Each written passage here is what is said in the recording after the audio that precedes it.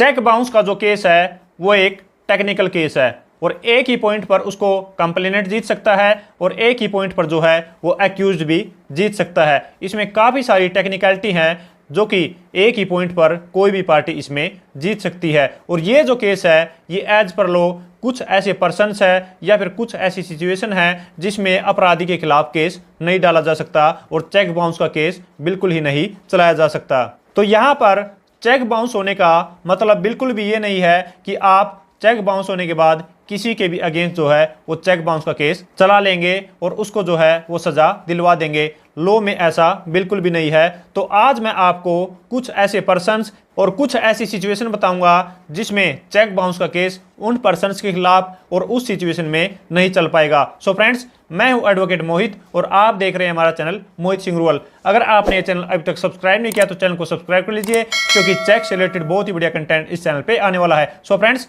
बिना किसी देरी के चलिए वीडियो शुरू करते हैं।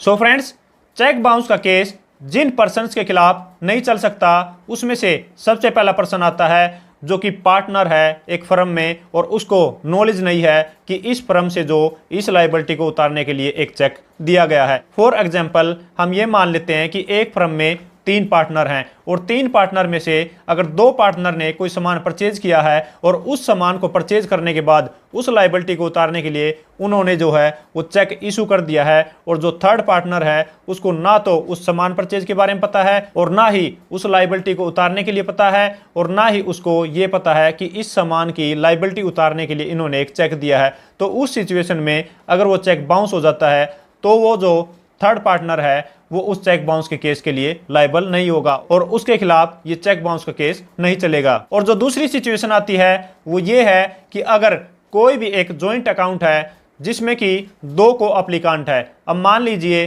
कि अगर कोई भी फादर या फिर सन जो है एक बैंक अकाउंट में जॉइंट अकाउंट होल्डर है और एक पर्सन ने अगर चेक दे दिया है और सिर्फ उस पे उस पर्सन के ही सिग्नेचर हैं, मान लीजिए सिर्फ फादर के सिग्नेचर हैं और जो बेटा है उसके सिग्नेचर नहीं है, तो उस सिचुएशन में बेटे के खिलाफ चेक बाउंस का केस नहीं चल सकता। इसके अलावा हम एग्जांपल ले लेते हैं कि अगर कोई भी हस्बैंड एंड वाइफ है, अगर सिर्फ हस्बैंड ने साइन किए हैं और वाइफ के उस चेक पर सिग्नेचर नहीं है तो सिर्फ हस्बैंड के खिलाफ ही वो चेक बाउंस का केस चलेगा, वाइफ के खिलाफ नहीं चलेगा। अब हम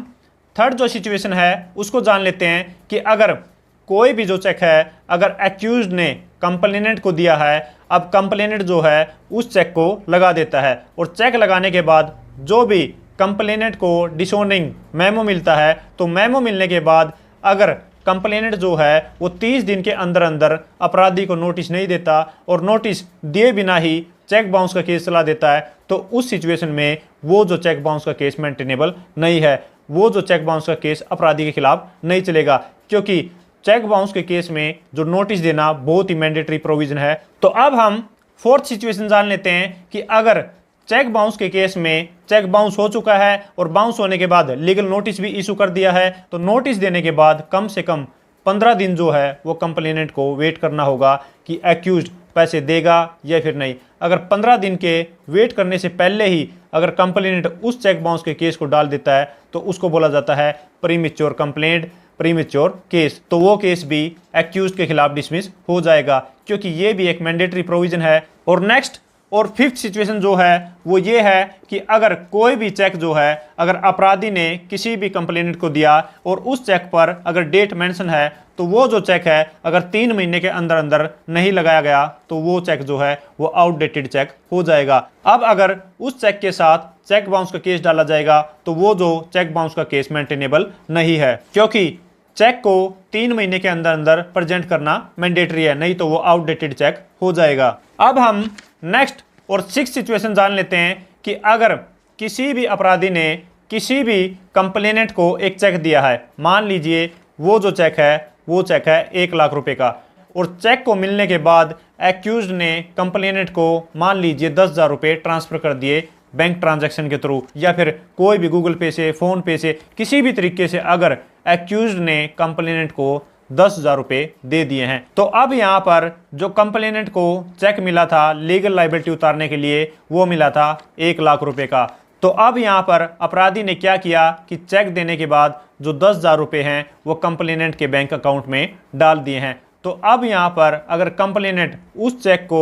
1 लाख रुपए के लिए प्रेजेंट करता है तो ये जो चेक है ये चेक बाउंस के केस की कैटेगरी में नहीं आएगा, क्योंकि यहाँ पर एक्यूज्ड की 1 लाख रुपए की लायबिलिटी नहीं है। लेकिन अगर कंप्लेनेंट जो है वो उस चेक की बैक साइड में ये इंडोर्समेंट करता है कि मेरे को 10,000 रुपये मिल चुके हैं और ये जो 1 लाख रुपए का चेक है इसको अब सिर्फ 90,000 रुपये की लीगल लायबिलिटी उतारने के लिए प्रेजेंट किया जाए, तो उस सिचुएशन में चेक बाउंस का केस बन जाएगा। लेकिन अगर कंप्लेनेंट ने चेक की बैक साइड में कोई भी इंडोर्समेंट जो है वो नहीं की है और उस चेक को 10,000 रुपये लेने के बाद भी 1 लाख रुपए की लीगल लायबिलिटी उतारने के लिए प्रेजेंट कर दिया जाता है और इसके बाद उस चेक बाउंस के केस को डाल दिया जाता है, तो वो जो केस है वो मेंटेनेबल नहीं होगा। और नेक्स्ट और 7th सिचुएशन जो है वो ये है कि अगर कोई भी कंप्लेनेंट किसी भी चेक को अगर अपराधी से लेता है तो वो जो चेक है वो उसने लगाना है अपने बैंक अकाउंट में। बैंक अकाउंट उसका कहाँ पर है? जहाँ पर भी उसने अपना बैंक अकाउंट ओपन किया है,